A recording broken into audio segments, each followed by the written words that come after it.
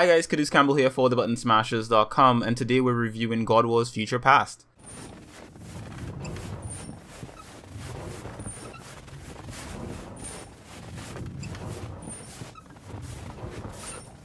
So what is God Wars Future Past about? This is a turn-based strategy RPG released by NS America on both the PlayStation Vita and the PlayStation 4. So to begin with, I want to be clear and go over all the things about the game that disappointed me, and cover the stuff that I liked about the game after.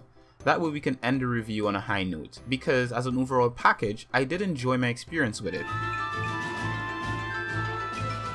God Wars Future Past is set in a fictional land based on Japan called Mizuho. In this land, gods and human beings regularly come into contact with each other. The humans of this land were originally peaceful and lived in harmony with the spirits and nature, but as they began to develop new forms of technology, they started to diverge from their harmonious relationship with nature and resulted in conflicts between humans and their ancestral spirits. This tension was then heightened by natural disasters such as earthquakes and volcanoes erupting throughout the land. In order to put an end to these disasters, the Queen of Fuji Nation sacrificed her beloved daughter Sakuya. The game takes place 13 years prior to this sacrifice, with the sister of Sakuya, Kaguya, escaping the prison that she has always known with the help of a childhood friend Kentaro and his god companion Kuma, in an attempt to find Kaguya's missing mother and also to experience a world that she has never known. The story is told with a mixture of short dialogue sections and strategy battles. Both aspects of the gameplay are done well, but I couldn't help but find ways that it could be refined. One of the things that bothered me was the fact that the beginning of the game was very tutorial heavy,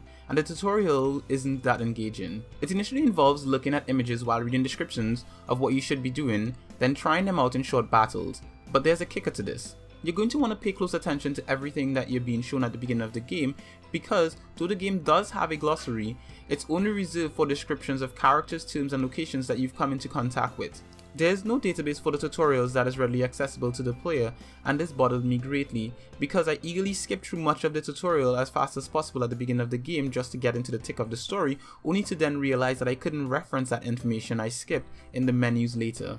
For veteran SRPG players like myself, this is a common practice. We skip the tutorials because most of the mechanics we already understand, and check the database in our downtime to learn about the dynamic features that are unique to the game that we're playing. Without a database with tutorials, I see new players to this genre suffering even more so than those of us that are accustomed to it. For me, I was able to quickly figure out how to do all the things I skipped at the beginning of the game, but for new players that may put down the game for a while then return to it, this may result in a bigger problem to them. I even found it to be visually overwhelming, especially on the PS Vita. Almost every inch of the screen is usually stuffed to the max with data related to your player, the area around them, settings and more, and there is no way to reduce any of this information. On the PlayStation 4 version, this isn't really an issue because the screen size makes up for it, but on the PS Vita, I feel it's a bit claustrophobic at times. The last beef I have with the game is related to its dialogue. It's brief most of the time, not conveying as much emotion as I think it should, and I found the English voice acting outside of the cutscenes lacking emotion most of the time. I tried the Japanese voices and they were better, but in the end I opted to lower the voices and read the text of the game. If you're bothered by the execution of the English voices as I was, then I recommend doing the same.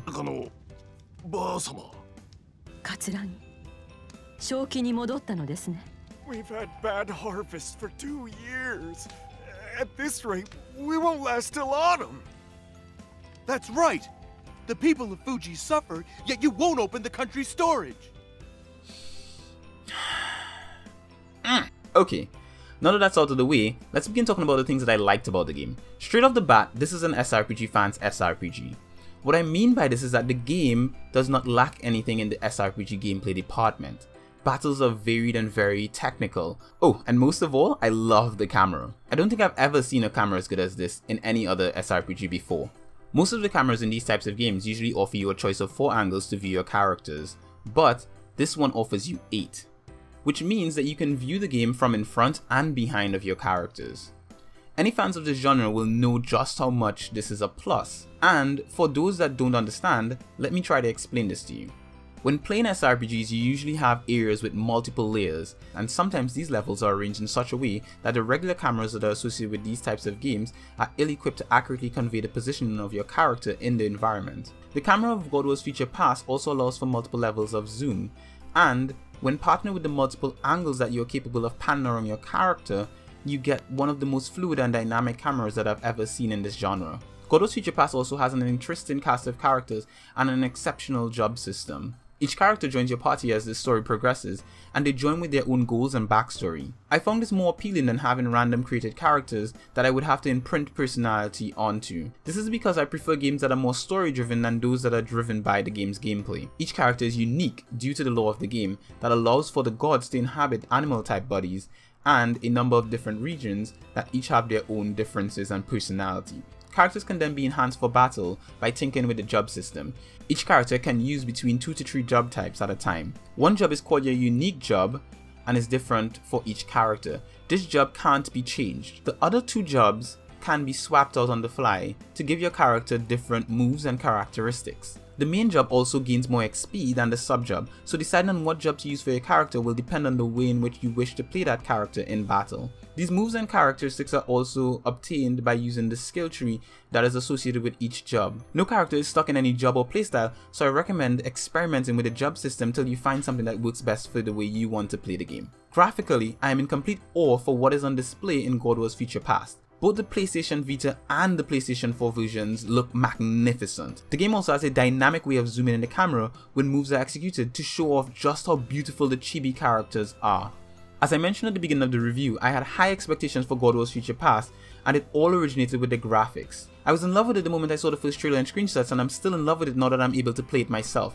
Characters are very well designed and the environments look very lively, with carefully crafted attention to detail to make what is arguably one of the best looking games in this particular genre. The game looks beautiful during both the gameplay and the cutscenes, using a mixture of stunning watercolored art and adorable chibi characters.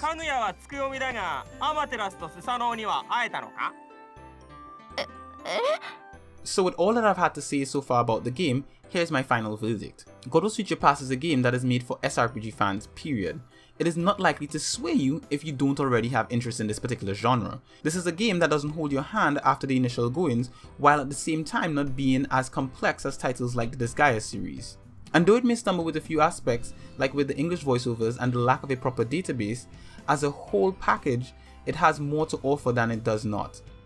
Thank you for watching this review of God Wars Future Past. If you like this review, make sure to leave us a like and a comment to let us know what you think about the game.